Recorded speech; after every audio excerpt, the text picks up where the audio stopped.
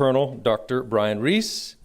He's a graduate of the U.S. Army War College with over 35 years of commissioned service. It's a long time. And a veteran of 4 tours in Iraq and Afghanistan. He received his MD and Master of Public Health from Tulane University and is a board-certified family physician. His latest article on the application of transcendental meditation and other modalities to promote soldier resilience was just published in this November issue of Military Medicine. Colonel Dr. Brian Rees.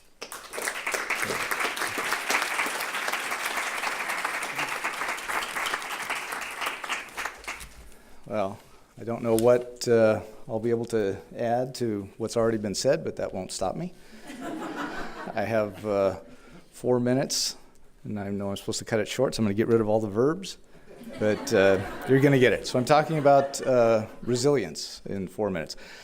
Now, the Army recognizes the need for resilience. It defines it as the ability to bounce back from challenging experiences. And as Dr. John mentioned, the article that I wrote, I screened thousands of articles and reviewed, actually read a bunch of them. And then looked at 33 different meditative techniques, looked at the data over the domains of soldier resilience, and assuming that there are direct relationships between better health, lower blood pressure, freedom from anxiety and stress, better workplace interrelationships, family relationships, and so forth. Looking at all those, I concluded that TM is a very suitable intervention to propose for soldiers before they get broken by combat. There is no test, there's no x-ray that you can do to measure resilience yet, but I think the surrogate markers that we've looked at with all the data that's out there are appropriate.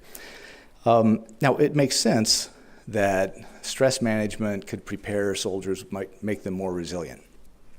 But I really don't think it has much to do with relaxation. You know, if you think about the origins of TM, these yogis and seers living in caves in the north of India many thousands of years ago, stress management, relaxation, are probably not very high on their list of concerns. So it's just an epiphenomenon that we can study, but something else is going on, and I'll come to that. There's an axiom: the more you sweat in training, the less you bleed in war. And the Army's very good about training soldiers, making them tough, having the focus on getting the mission accomplished.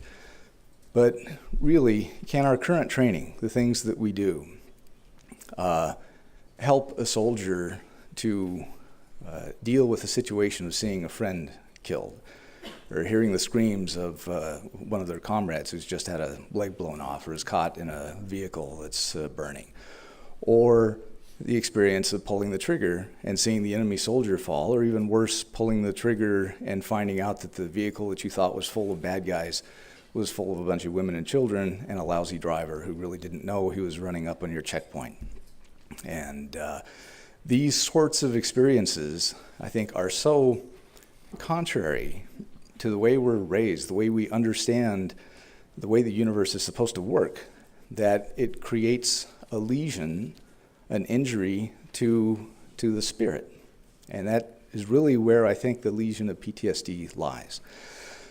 The Army, the U.S. Army says that, so it must be true, that among the dimensions of soldier resilience, there are 5 dimensions, and one of them is spiritual fitness.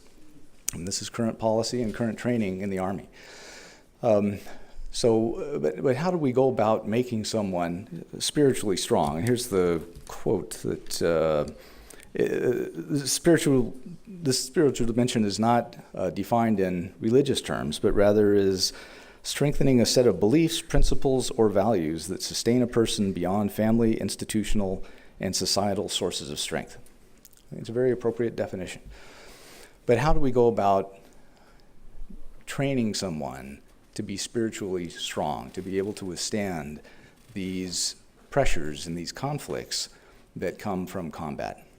We train people for 20 years, it's wrong to steal and kill and all that, and then we send them over there and we blow stuff up and kill people. So, and then they come back, and I think if we were to look at the subset of soldiers suffering from PTSD who have completed suicides, I think we would find that guilt and this hasn't been studied that I don't know of, but I think that is where the action is. Guilt about surviving, guilt about killing the enemy, guilt about killing civilians on the battlefield. And on the one hand, you've got someone who believes, I'm a good person, I deserve to live, I deserve to be loved, I'm good. And on the other hand, look what I did. Look what happened over there.